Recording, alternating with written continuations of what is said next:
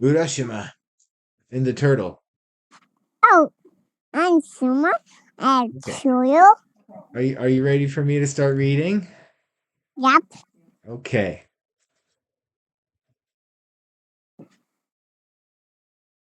Let's do. Can you? No, don't stop, Oh, there's Mom. Stop. Sissy.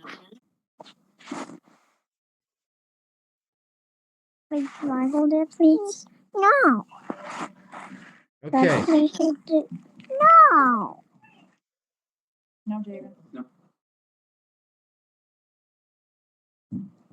Okay. We're doing Urashima and the turtle. But in Are you ready, Rebecca? there. You Yeah. ready, something? Turn the phone sideways Okay. so I can see both of you. Or all three of you. Okay, here we go. That's your finger. Here, do this thing. There was once a young fisherman, the son of sons of fishermen. He loved the sea, the crash of the waves and the shifting tides. He lived at the shore. He loved to watch the sea by night and by day, winter and summer, stormy and fair. His name Urashima. was Urashima. At dawn he went out in his boat. He came home again at dusk. Sometimes the fishing was good, sometimes it was poor. If he had had his way, he would never have kept the fish he caught. He'd have thrown them back in the water to live, for he thought the fish were beautiful. Their skins flashed silver. They were delicately made and strong. Late Don't one hold. afternoon, Urashima felt a tug at his line.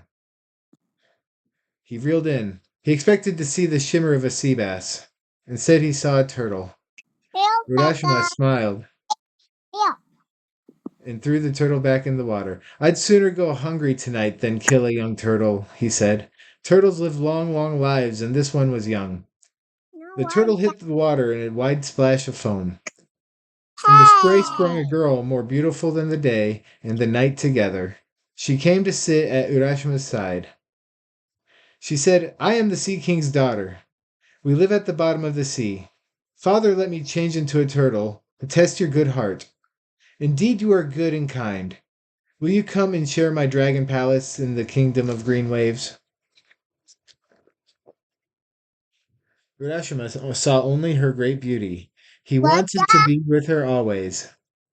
Always. Yes, always. Yes, he said. They each of them took an oar. They rowed the boat beneath the waves to go to the bottom of the sea. Crystalline fish with golden crests swam to escort them. Before the sun had set, they reached the palace. It was made of coral and pearl. It glimmered as if all the world's jewels were shining underwater in a soft wash of moonlight. Velvet finned little dragons obeyed their every wish in that palace. They fed on the delicacies that the sea gives only to those who love her. In the perfect quiet of that place, Urashima lived 4 years with his princess. Day and night, the sea anemones danced light, soundless, and slow in the luminous water. They were very happy until one day Urashima saw a young turtle. It reminded him of the day when he'd come under the sea. He thought of his village and of his family. The princess knew at once that he was thinking of home. You miss the earth and your people, she said. If you stay here, you'll hate me for keeping you. If you go now, you may come back. Take this pearl box tied with green ribbon. Keep it safe. It will bring you here when you're ready. But keep the ribbon tied. If the boat comes undone and the box is opened, you'll never return. Urashima got into his boat and the princess thrust it up through the waves. Soon he was on top of the water, sailing for home. There stood his hill and his cherry trees. There lay the sand where he'd built castles as a boy. Memory made his heart pound. He hurried up a path he knew well. At first he thought nothing had changed. The sky shone blue, crickets chirped, rocks stood out of the sand as they always had. But when he came to where his house had been, he felt lost. The house was gone. Even the tree that had shadowed it was gone. He went on. All the houses were different. Children stared at him. What had happened in the 4 years he was under the sea? He saw an old man sitting in the sun, and he went to talk to him. Beg pardon, sir. Can you tell me how to find Urashima's house? He asked. Urashima, said the old man, puzzled. It's an odd name. I never heard it but once before. That was in my great-grandfather's story of a boy who was drowned. His brothers, their sons, and their sons' sons lived hereabouts, but the family died out long before my time.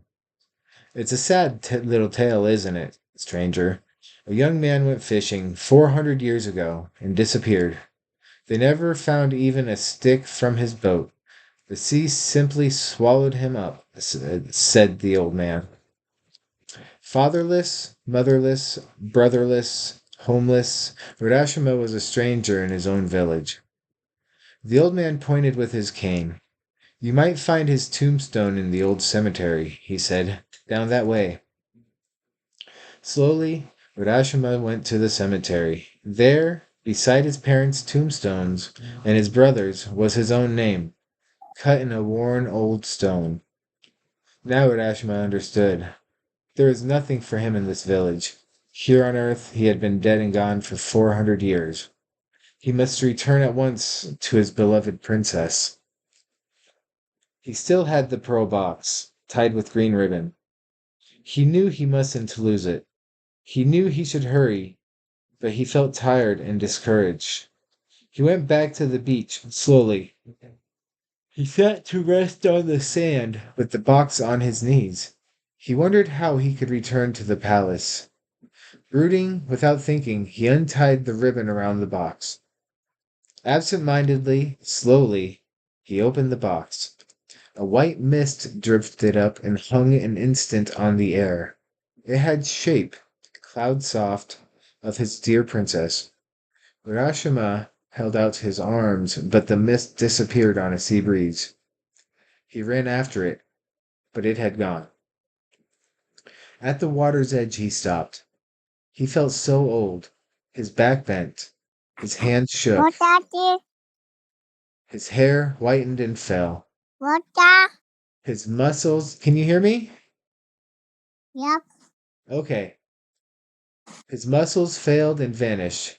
He withered away from top to toe. Soon on the white beach lay a skeleton fit for a grave dug 400 years before. When the moon stood above the pine trees, it shone on the waves that gather and break, over and over, forever. It shone on a little empty pearl box and a green ribbon fluttering in the wind. What that? The end. That one Mama. that one was kind